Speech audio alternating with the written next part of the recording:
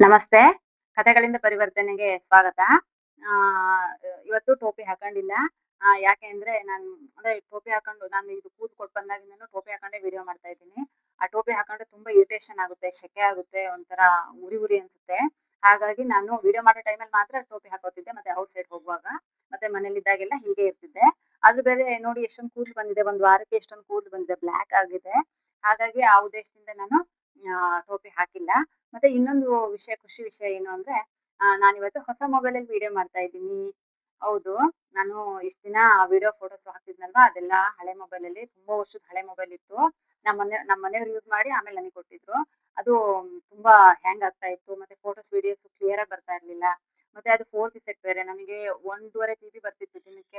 Morning ಒಂದು ಯೋಗ class ಇದೆ. ಆ ಯೋಗ ಕ್ಲಾಸ್ ಅಟೆಂಡ್ ಆಗಿ ಮತ್ತೆ ನಂಗೆ ಇದು ವಿಡಿಯೋಸ್ ಮತ್ತೆ ಫೋಟೋಸ್ ಎಲ್ಲ ಅಪ್ಲೋಡ್ ಮಾಡಕ್ಕೆ ಇದು ನೆಟ್ಟೇ ಸಾಕಾಗ್ತಾ ಇರ್ಲಿಲ್ಲ. ಹಿಂಗೆ ಒಂದು 20 ಡೇಸ್ ಇಂದ ಒದ್ದಾಡ್ತಾ ಇದ್ದೆ. ಮತ್ತೆ ನಮ್ಮ ಮನೆಯವರಿದ್ದಾಗ ವಿಡಿಯೋಸ್ ಅಪ್ಲೋಡ್ ಮಾಡೋದು ಹಿಂಗ್ ಮಾಡ್ತಾ ಇದ್ದೆ. ಆದ್ರೆ ಕೊನೆಗೂ ಫೈನಲಿ ನನಗೆ ನಮ್ಮ ಮನೆಯವರು, ನಮ್ಮ ಯಜಮಾನ್ರು ಮೊಬೈಲ್ ಕೊಡ್ಸಿದ್ರು. ತುಂಬಾ ಚೆನ್ನಾಗಿದೆ. ಆಮೇಲೆ ಇದು ಫಸ್ಟ್ ಮೊಬೈಲಲ್ಲಿ, ಹೊಸ ಮೊಬೈಲಲ್ಲಿ ವಿಡಿಯೋ ಮಾಡ್ತಾ ಇರೋದ್ರಿಂದ ನಂಗೆ ತುಂಬಾ ಖುಷಿ ಆಗ್ತಾ ಇದೆ. ತುಂಬಾ ಕ್ಲಿಯರ್ ಇದೆ. ನಾನ್ ಚೆನ್ನಾಗೂ ಕಾಣಿಸ್ತಾ ಇದ್ದೀನಿ ಈ ಮೊಬೈಲಲ್ಲಿ. ಸೊ ನಂಗೆ ತುಂಬಾ ಖುಷಿ ಆಗ್ತಾ ಇದೆ. ಹಂಗಾಗಿ ನನ್ನ ಯಜಮಾನ್ರಿಗೆ ನಾನು ಧನ್ಯವಾದಗಳನ್ನ ಹೇಳಕ್ ಇಷ್ಟಪಡ್ತೀನಿ. ಥ್ಯಾಂಕ್ ಯು ಸೋ ಮಚ್ ಹರಿ. ಹರಿ ಅಂದ್ರೆ ನಮ್ಮ ಯಜಮಾನ್ರು ಹರೀಶ್ ಅಂತ. ಅವ್ರಿಗೆ ನಾನು ಹರಿ ಅಂತ ಕರಿತೀನಿ. ಅವರಿಗೆ ಗ್ರಾಟಿಟ್ಯೂಡ್ ಹೇಳ್ತಾ ನಾನು ಇವತ್ತಿನ ಎಪಿಸೋಡ್‌ನ ಸ್ಟಾರ್ಟ್ ಮಾಡ್ತೀನಿ. ಸೇಮ್ ಬುಕ್ ಇವತ್ತು ಕರುಣಾಳು ಬಾ ಬೆಳಕೆ ಬುಕ್ಕಿಂದ ಇನ್ನೊಂದು ಚಾಪ್ಟರ್ ತಗೋತಾ ಇದ್ದೀನಿ. ಚಾಪ್ಟರ್ ಹೆಸರು ಕೋಪಕ್ಕೆ ಏನು ಕಾರಣ ಅನ್ನೋ ಚಾಪ್ಟರ್ ಇಂದ ತಗೋತಾ ಇದ್ದೀನಿ. ಓಕೆ, ಇದರಲ್ಲಿ ಏನಿದೆ ನೋಡೋಣ. ಒಂದು ಆಶ್ರಮ ಇರುತ್ತೆ. ಆಶ್ರಮದಲ್ಲಿ ತುಂಬಾ ಸಂತರಿರ್ತಾರೆ. ಅದರಲ್ಲಿ ಒಬ್ಬ ಹಿರಿಯರಿರ್ತಾರೆ. ಆತ ತುಂಬಾ ಶಾಸ್ತ್ರಗಳನ್ನು ಓದ್ಕೊಂಡಿರ್ತಾರೆ. ಅಂದ್ರೆ ಒಂದು ಆಶ್ರಮದಲ್ಲಿ ತುಂಬಾ ಸಂತರಿರ್ತಾರೆ. ಅದರಲ್ಲಿ ಒಬ್ಬ ದೊಡ್ಡ ಗುರುಗಳು ಅಂತ ಇರ್ತಾರಲ್ವಾ, ಅವ್ರು ಇರ್ತಾರೆ. ಅವ್ರು ತುಂಬಾ ಶಾಸ್ತ್ರಗಳನ್ನು ಓದ್ಕೊಂಡಿರ್ತಾರೆ. ತುಂಬಾ ತತ್ವಜ್ಞಾನಿಗಳವರು. ಅವ್ರು ಪ್ರವಚನ ಅಂದ್ರೆ ತುಂಬಾ ಚೆನ್ನಾಗ್ ಮಾಡ್ತಾರೆ. ಪ್ರವಚನನ ಕೇಳೋದು ಅಂದ್ರೆ ಜನರಿಗೆ ತುಂಬಾ ಇಷ್ಟ ಅಂತೆ. ಆ ಪ್ರವಚನ, ಗುರುಗಳ ಪ್ರವಚನ ಕೇಳಕ್ಕೆ ಅಂತ ಹೇಳಿ ದೂರ ದೂರ ಊರಿಂದ, ಎಲ್ಲಿ ದೂರ ದೂರ ಪ್ರದೇಶಗಳಿಂದ ಬರ್ತಾ ಇದ್ರು. ಅದೆಲ್ಲವೂ ಸರಿ.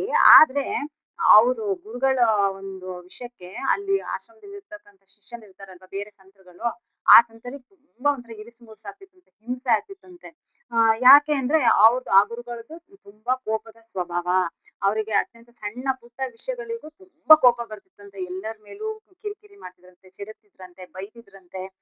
ಹಾಗಾಗಿ ಅವ್ರಿಗೆ ಯಾವಾಗ ಯಾವ ಟೈಮಲ್ಲಿ ಯಾರ ಮೇಲೆ ಕೋಪ ಬರುತ್ತೆ, ಯಾರಿಗ್ ಬೈತಾರೆ ಅಂತಾನು ಊಹಿಸಕ್ಕೂ ಸಾಧ್ಯ ಇಲ್ಲಂತೆ. ಅಷ್ಟೊಂದು ಕೋಪ ಅಂತೆ ಆ ಗುರುಗಳಿಗೆ. ಅವರು ಅರಷಡ್ವರ್ಗಗಳನ್ನು ಗೆಲ್ಲುವುದು ಹೇಗೆ ಎಂಬ ಪ್ರವಚನ ನೀಡುವುದೇನೋ ಚೆನ್ನಾಗಿರ್ತಿತ್ತು ಸರಿ.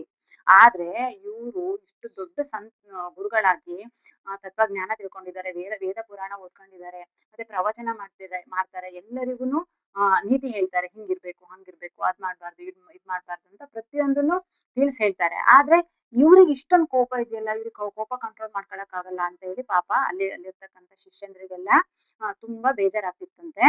ಹಂಗಂತ ಈ ವಿಷಯ ಗುರುಗಳಿಗೆ ಗೊತ್ತಿಲ್ಲ ಅಂತ ಅಲ್ಲ. ಗುರುಗಳಿಗೂ ಗೊತ್ತಿತ್ತಂತೆ ಅವ್ರ ದುರ್ಬಲತೆ ಏನು ಅನ್ನೋದು. ಅಂದ್ರೆ ನನಗ್ ಯಾಕೆ ಈ ಕೋಪ ಕಂಟ್ರೋಲ್ ಮಾಡಕ್ ಆಗ್ತಾ ಇಲ್ಲ, ನಾನು ಇಷ್ಟೆಲ್ಲ ಇವ್ರಿಗೆ ಇಷ್ಟು ಜನಕ್ಕೆ ಇದು ಪ್ರವಚನ ಹೇಳ್ತೀನಿ,